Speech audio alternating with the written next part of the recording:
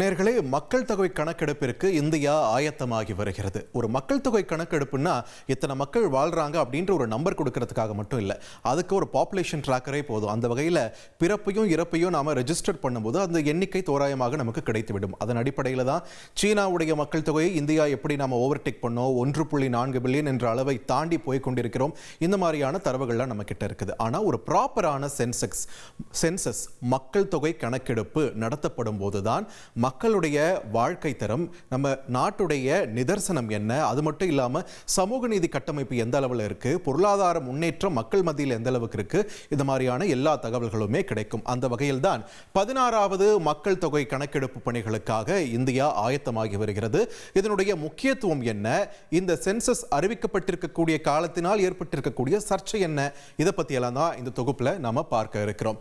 முதல்ல இந்த சென்சஸ் 2027 இதனுடைய சிறப்புகள் என்ன அப்படின்ட்டு பார்த்துடலாம். சுதந்திர இந்தியாவோட முதல் சாதிவாரி கணக்கெடுப்பு இந்த சென்சஸின் போதுதான் நடக்க இருக்கிறது. இதுக்கு முன்னாடி பார்த்தீங்கன்னா 1931 பிரிட்டிஷ் ஆட்சி செய்த காலத்தில் தான் சாதிவாரி கணக்கெடுப்பு நடத்தப்பட்டிருக்கு. ஸோ கிட்டத்தட்ட 95 ஆண்டுகள் கழித்து இதற்கான பணிகள் 2026 அடுத்த வருடம் இதற்கான பணிகள் தொடங்க இருக்கிறது. அடுத்தது சுதந்திர இந்தியாவின் முதல் டிஜிட்டல் கணக்கெடுப்பும் இதுதான்.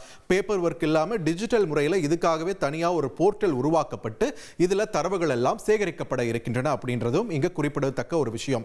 இன்னொன்று முக்கியமா, 16 வருஷம் கழிச்சு கடைசியா எடுத்த சென்சஸ் எப்போ, மக்கள் தொகை கணக்கெடுப்பு எப்போ, 2011 2021 எடுத்திருக்க வேண்டியது கொரோனா கால சுணக்கம் இன்ன பிற தடங்கல்களால தள்ளி போய் இப்போ 2027 ஆண்டிற்கான ஒரு டேட்டா ஃபிக்ஸ் பண்ணியிருக்காங்க. ஸோ இந்த திட்ட செயல்பாடு எப்படி இருக்க போகிறது இந்த மக்கள் தொகை கணக்கெடுப்பை பொறுத்த வரைக்கும் பார்க்கும்போது, கணக்கெடுப்பு பணிகள் எப்பொழுது தொடங்கும்?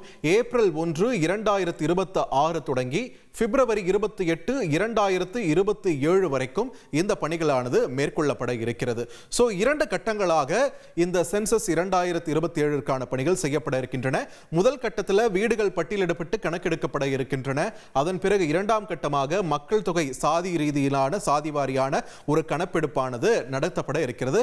ஈச் அண்ட் எவ்ரி டீடைல், ஒவ்வொரு டீடைலுமே ரெக்கார்ட் செய்யப்படும். அந்த போர்ட்டலில் மக்கள் தொகை கணக்கெடுப்புக்காக உருவாக்கப்பட்ட போர்ட்டலில் பதிவு செய்யப்படும். ஸோ துல்லிய தகவல்களை உறுதி செய்வதற்காக தான் இந்த டிஜிட்டல் முறையும் தற்பொழுது பின்பற்றப்பட இருக்கிறது அப்படின்றதும் இங்கே குறிப்பிடத்தக்கது. ஸோ 2027 சென்சஸ் உடைய வரம்பு தேதி என்ன, ரெஃபரன்ஸ் டேட்னு ஒரு டேட் ஃபிக்ஸ் பண்ணிப்பாங்க. அந்த டேட் என்னன்னு பார்க்கும்போது லடாக், ஜம்மு காஷ்மீர், ஹிமாச்சல பிரதேசம் மற்றும் உத்தரகாண்ட் மாதிரியான இந்த பனிப்பொழிவை சந்திக்கக்கூடிய மாநிலங்கள் இருக்கு இல்லையா, அந்த பகுதிகளில் பார்த்தீங்கன்னா அக்டோபர் 1, 2026 அதுதான் வரம்பு தேதியாக ஃபிக்ஸ் பண்ணப்பட்டிருக்கு. பிற பகுதிகள், தமிழகம் உள்ளிட்ட பிற பகுதிகள், மற்ற இந்திய பகுதிகள் பார்த்தோம்னா மார்ச் 1, 2027 தான் வரம்பு தேதி, ரெஃபரன்ஸ் டேட்டா ஃபிக்ஸ் பண்ணப்பட்டிருக்கு. அதாவது இந்த நாளுக்கு பிறகு வரக்கூடிய பிறக்கக்கூடியவர்களும் சரி இறக்கக்கூடியவர்களும் சரி அந்த பதிவில் இடம்பெற மாட்டாங்க. அதற்கு முந்தைய நாளுக்கான தரவுகள் மட்டும்தான் அதில் இடம்பெற்றிருக்கும் அப்படின்றது தான் இந்த வரம்பு தேதியோடைய முக்கியத்துவம். ஸோ தற்பொழுது இந்த மக்கள் தொகை கணக்கெடுப்பு அப்படின்றது ஏற்கனவே சொன்ன மாதிரி ஒரு இத்தனை மக்கள் இருக்கிறார்கள் இந்த நாட்டில் அப்படின்றத தாண்டி நிறைய விஷயங்கள் பண்றதற்கான ஒரு சாத்தியக்கூறாக தான் இது பார்க்கப்படுகிறது. அந்த வகையில் இந்த சென்சஸுக்காக காத்திருக்கக்கூடிய பிரதான திட்டங்கள் என்னன்னா, பெண்களுக்கான இந்த 33% இடஒதுக்கீட்டை முறையாகவும் சரியாகவும் அமல்படுத்துவதற்கான தரவுகளை இந்த சென்சஸ் சாத்தியப்படுத்தும். அதே மாதிரி ஒரே நாடு ஒரே தேர்தல் பணிகளுக்காகவும் அது தொடர்ந்து ஒரு நகரமய வளர்ச்சி பணிகளுக்காகவும் இந்த சென்சஸ் தரவுகள் நமக்கு தேவைப்படுது. மைக்ரேஷன் பெரிய அளவில் கடந்த 15 ஆண்டுகள் நடந்திருக்கு. கிராமப்புற பகுதிகளிலிருந்து நகர பகுதிகளை நோக்கி பல்வேறு மக்கள் நகர்ந்து இருக்கிறார்கள். ஸோ அதற்கான சரியான தரவுகள் மெயின்டைன் பண்ணப்பட்டால் மட்டும்தான் இந்த நகரமயமாக்கலை கையாளுறதுக்கும் சரி, அது சார்ந்த வளர்ச்சி பணிகளை மேற்கொள்றதுக்கும் சரி இது உதவிகரமாக இருக்கும். அதோட ஒரு முக்கியமான டாபிக் இப்ப என்ன ஆயிடுச்சுன்னு பாத்தீங்கன்னா, இந்த சென்சஸ் 2027 பொறுத்த வரைக்கும் தொகுதி மறுவரையறை அப்படின்ற ஒரு விஷயம் தான். அந்த டீலிமிட்டேஷன் பத்தி கடந்த சில ஆண்டுகளாகவே பேசிட்டு இருக்கோம். அதுலயும் குறிப்பா புதிய நாடாளுமன்றம் 888 இருக்கைகளோட வந்த போதே இந்த தொகுதி மறுவரையை பத்தின பேச்சுகள் தொடங்கிவிட்டது. மொத்த எம்பிக்கள் 543 888 அப்படின்ற ஒரு அந்த எண் தான் தற்பொழுது எச்சரிக்கை மணியை அடிக்க தொடங்கியது. இப்போ இந்த விவகாரம் மறுபடியும் சீரியஸா இருக்கு. இந்த சென்சஸ் 2027 பொறுத்த வரைக்கும் ஏன் 2027 அது அழுத்தி சொல்றோம் அப்படின்றதையும் பார்த்துடலாம். அந்த வகையில் இந்த சென்சஸ் தொடர்பான அறிவிப்பு அது வந்ததுமே தமிழக முதலமைச்சர் மு க ஸ்டாலின் நேற்று எக்ஸ் தளத்தில் ஒரு பதிவிட்டிருந்தார். அதில் சென்சஸ்க்கு தாமதப்படுத்துதலும் சரி, அதனை தொடர்ந்து தொகுதி மறுவரை நடக்க போறதும் சரி தற்செயலானவை அல்ல, திட்டமிட்டே இது நடத்தப்பட்டிருக்கின்றன, ஒன்றன் பின் ஒன்றாக நடத்தப்படுவது தற்செயலானது இல்லை அப்படின்ற ஒரு குற்றச்சாட்டை முதலமைச்சர் மு க ஸ்டாலின் பதிவு பண்ணியிருக்காரு. ஏன் இது தற்செயலானது இல்லை, எதன் அடிப்படையில் இந்த குற்றச்சாட்டு இருக்குன்னு நம்ம பார்க்கும்போது இந்த தேதி, இந்த 2027 அப்படின்ற இந்த வருடம் ரொம்பவே முக்கியத்துவம் பெறுது. ஏன் அப்படின்ட்டு நம்ம பார்க்கும்போது தொகுதி மறுவரையை பொறுத்த வரைக்கும் இந்த அரசியல் அமைப்பு திருத்தங்களால தான் அந்த எண்ணிக்கை தொடர்ந்து கடந்த 1971 அதே எண்ணிக்கை தொடர்ந்து கொண்டிருக்கிறது. 1976 ஒரு அரசியல் அமைப்பு திருத்தம் மேற்கொள்ளப்பட்டது. அதுல என்ன சொல்லியிருந்தாங்கன்னா 71ஆம் ஆண்டு எடுத்த சென்சஸின் படியே இந்த நாடாளுமன்ற தொகுதிகள் மெயின்டைன் பண்ணப்படும் அப்படின்னு சொல்லியிருக்காங்க. ஸோ அந்த 2001 வரைக்கும் மறுவரையறை அப்படின்றது செய்யப்படாது அப்படின்ற ஒரு விஷயத்தை 76ஆம் ஆண்டு திருத்தம் சொல்லுச்சு. அதுவே 2001 முடிஞ்சு 2002 மறுபடியும் ஒரு அரசியலமைப்பு திருத்தமானது செய்யப்பட்டது. அப்போ என்ன நடந்திருக்குன்னு பார்த்தீங்கன்னா தொகுதியின் எல்லைகள் மறுவரை செய்யப்பட்டன, ஆனால் தொகுதியே மொத்தமாக மறுவரை செய்யப்படலை.